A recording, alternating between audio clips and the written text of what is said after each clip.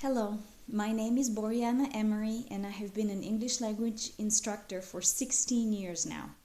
To give you a sample of my teaching style, I'll share with you a detailed outline of my lesson on defining and non-defining relative clauses. Of course, I begin a big and important lesson like this by going over some relatively simple concepts that the students should know by now, but students forget, teachers repeat, it's okay, it all works out in the end.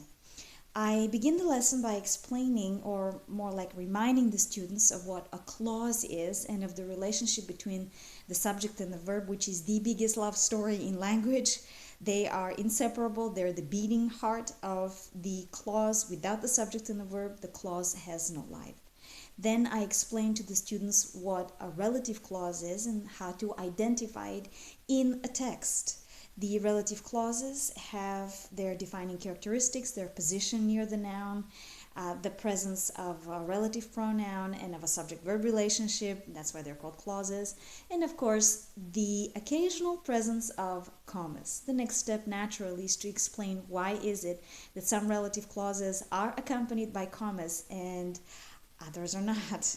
So here's where I explain the difference between the defining and non-defining relative clause. A defining relative clause has a singular purpose to explain or clarify which person or object you're referring to. For example, if I have two brothers and I want to make a statement about one of them, if I simply say my brother, people will be confused as to who I'm referring to. Therefore, I'll need to use a defining relative clause to specify which brother I am talking about.